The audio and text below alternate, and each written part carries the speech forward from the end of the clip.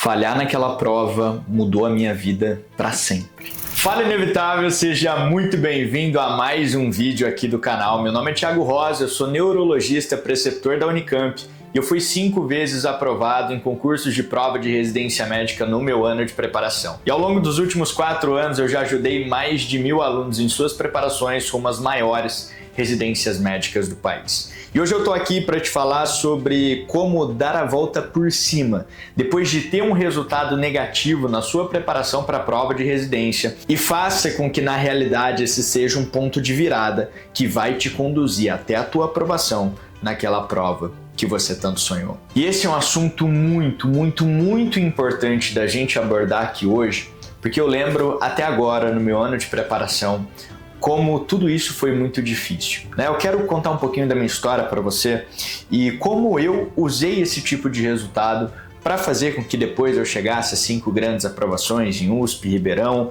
Unicamp, Santa Casa de São Paulo, ABC e Einstein. Eu tive um ano de preparação em 2019 onde eu bati muita cabeça, tá? Eu fiz muita coisa errada, eu assisti a aula de 1 hora em 3 horas, eu não revisava, eu não fazia questão, eu não sabia como direcionar a minha preparação e, cara, aquele ano não deu certo, mas aquilo não foi o mais doloroso, sabe? Porque eu vi o que eu tinha feito de errado, eu vi o que eu tinha que fazer de certo no ano seguinte para que aquilo desse certo e eu voltei no ano seguinte.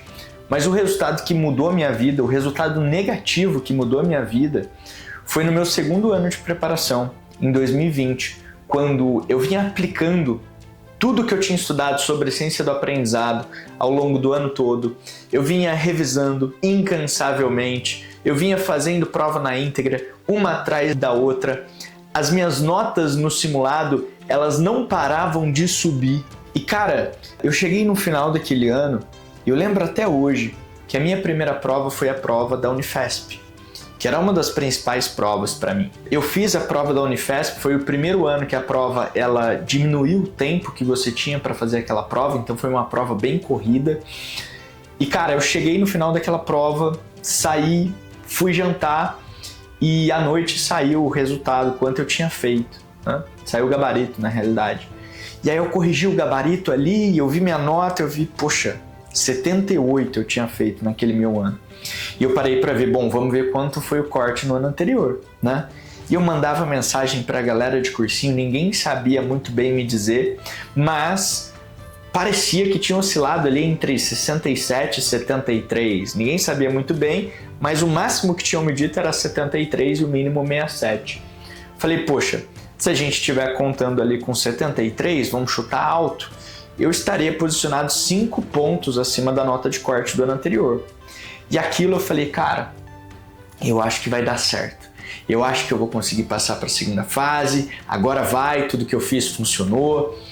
Depois de alguns dias, saiu o resultado da primeira fase. E cara, a nota de corte para a segunda fase da Unifesp eu tinha feito 78, 5 pontos acima do que havia sido no ano anterior. E a nota de corte daquele ano foi 79. 1 ponto acima do quanto eu tinha feito. E eu confesso para você que aquele dia ele foi tão frustrante na minha vida, porque por mais que eu tivesse me esforçado tanto, acertado tanto, por mais que eu visse ali ao longo do ano o meu percentual subindo, a minha nota subindo, aquilo não havia sido o suficiente para que eu pudesse ter o resultado, para que em uma das minhas principais provas eu pudesse bater a nota de corte para a segunda fase. E eu tenho esse vídeo no meu celular até hoje, que eu tô usando uma regatinha ali da NFL, tô na sacada do meu apartamento e eu gravei um story e eu lembro exatamente que eu dizia assim no story: não importa o que eu fiz até hoje, o que vai ditar o meu resultado é o que eu vou fazer de agora em diante. É a minha capacidade de levantar e de seguir adiante, de voltar a fazer o que precisa ser feito. Essa foi minha forma de botar para fora naquela ocasião, essa foi minha forma de... Como eu vinha registrando a minha preparação ao longo do ano todo ali no Instagram, essa foi minha forma de desabafar. E eu lembro que no outro dia cedo eu voltei a estudar, na sequência ainda tinham 7 provas, e eu lembro que eu fiz a prova do Einstein numa manhã e na mesmo dia à tarde teve a prova da Santa Casa. E aí a prova da Santa Casa eu também não fui bem, eu fiz 67 antes dos recursos, né? Depois, com o recurso, subiu para 73, eu fui para a segunda fase, eu acabei passando na Santa Casa de São Paulo. Na prova do Einstein eu já fui melhor, só que... E depois tudo começou a acontecer, né? Eu fiz a prova da Unicamp, Aí, antes de acontecer a prova da USP Ribeirão, saiu o resultado da Santa Casa, e eu vi que eu tinha passado na prova da Santa Casa, e aí eu fiz a prova da USP Ribeirão, e aí eu passei na USP Ribeirão, e aí começou Unicamp, passei, Einstein, passei, ABC, passei. Só que perceba como, se eu não tivesse naquele dia em que eu falhei na Unifesp, levantado a cabeça e entendido que não importava o quanto eu tinha me dedicado até então, se eu deixasse aquele resultado ruim ditar o que aconteceria dali em diante, eu não estaria aqui hoje falando com você. Eu não estaria aqui hoje contando essa história. Eu não teria, depois desse dia, cultivado 5 aprovações em 5 grandes residências médicas. Se eu tivesse deixado aquela decepção, aquele resultado ruim, ofuscar tudo que eu tinha feito até ali, de nada teria adiantado tudo que eu tinha construído. Se eu não tivesse entendido que o que ditaria meu resultado era o que eu faria a partir dali, eu não estaria aqui diante de você hoje. Eu não teria passado em 5 grandes residências. Eu não teria criado um programa de mentoria que já acompanhou mais de 1.000 alunos e que passaram nas maiores instituições do país. E eu sei que talvez esse seja o teu momento agora. Eu sei que talvez o que esteja passando pela tua cabeça é, porra, eu me dediquei o ano todo e agora parece que de nada adiantou. Eu não consegui ir tão bem quanto eu gostaria. Eu fiz uma das minhas principais provas e não fui bem quanto eu gostaria. Não foi o suficiente para eu passar para uma segunda fase. Não foi o suficiente para eu conseguir galgar aquele resultado que eu queria. Talvez essa seja a sua situação hoje. E eu quero que com esse vídeo a gente já vai partir para a parte prática, né? Eu quero que com esse vídeo eu consiga te dar um vislumbre do futuro, do que acontece se você não para. Do que acontece se você continua. Do que acontece se você levanta a cabeça e faz acontecer independentemente do que tiver acontecido.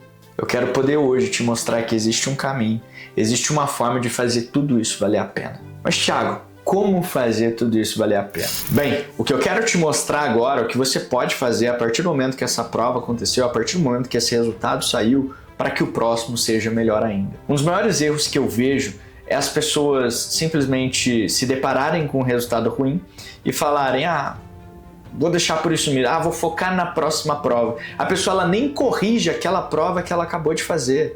É a pior cagada que alguém pode fazer no ano de preparação. Entenda, uma das maiores evoluções que você vai ter em um ano de preparação é no período intraprova. Sabe por quê? Porque ao longo do ano todo, cara, você refez questão, às vezes numa revisão você repetiu a questão, e aí você foi fazer uma prova na íntegra, tinha questão ali que você já tinha visto, então o teu ganho, ele é muito exponencial no início, só que ele é muito lento depois, porque grande parte das questões você já viu dentro daquele padrão. O que acontece no intraprova, quando você é testado com questões que você nunca viu antes daquele padrão das provas que você vai prestar, é que você de fato ali, depois de muito tempo, é testado de uma forma que você não era há muito tempo. Você, ao se deparar com essas questões originais, você é posto à prova e finalmente ali você consegue ver o que você realmente sabia ou não, o que você realmente revisou de maneira efetiva ou não, o que você tinha um conhecimento um pouco mais superficial ou no que você já tinha se aprofundado. Você não corrigir essa prova que você acabou de mal pode ser uma das piores coisas que você vai fazer no teu ano de preparação, porque você justamente te tira a capacidade de evoluir em um dos períodos de maior evolução da tua preparação. Então a primeira coisa que eu preciso te falar aqui é que sim, você precisa corrigir essa prova, porque pode ser que a prova que você vai ter daqui 15 dias caia um conceito que você errou nessa, pode ser que na prova da semana que vem caia uma coisa que você errou nessa, pode ser que você tenha uma prova amanhã, e que se você tivesse corrigido essa última prova, você teria acertado uma questão a mais.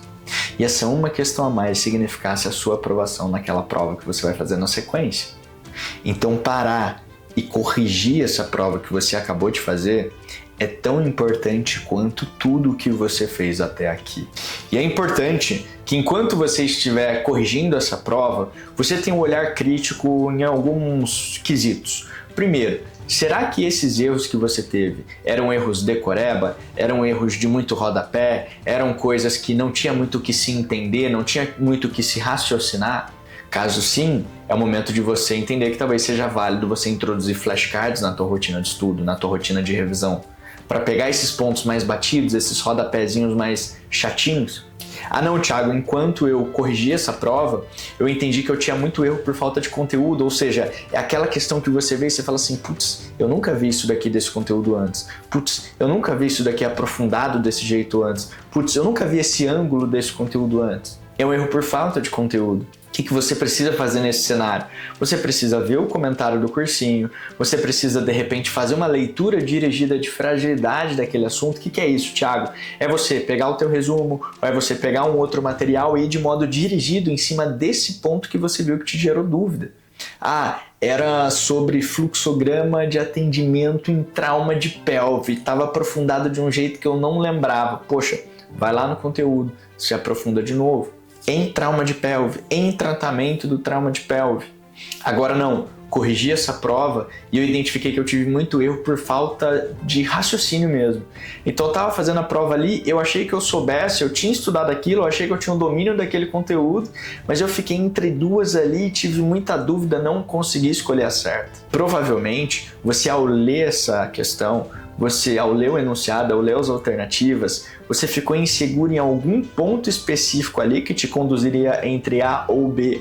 E por não ter essa capacidade de tecer essa linha de raciocínio um pouco mais longa, um pouco mais elaborada, você acabou escolhendo a alternativa errada. E talvez você até soubesse a base do conteúdo, mas foi alguma coisa mais capciosa ali no meio, alguma coisa mais de interpretação ali no meio, alguma pegadinha que você achou que tivesse ali no meio e não tinha. Então concorda que não adianta eu ficar me aprofundando muito no conteúdo nesse cenário, eu preciso realmente aprender a articular essa linha de raciocínio, e não é me debruçando sobre livro que eu vou fazer isso, não é fazendo um flashcard que eu vou fazer isso, é eu efetivamente ordenando essa linha de raciocínio. E como que eu posso ordenar essa linha de raciocínio? Uma vez que você vê qual alternativa está certa, qual alternativa está errada, tenta fazer o seu próprio comentário em voz alta, tenta ordenar as suas próprias ideias em voz alta, porque se você consegue ordenar isso, organizar isso com o teu próprio repertório de conhecimento, o teu próprio linguajar, o teu próprio jeito de falar, a probabilidade de você lembrar isso lá na frente depois é muito maior, porque você não vai estar tentando só decorar o que o professor falou,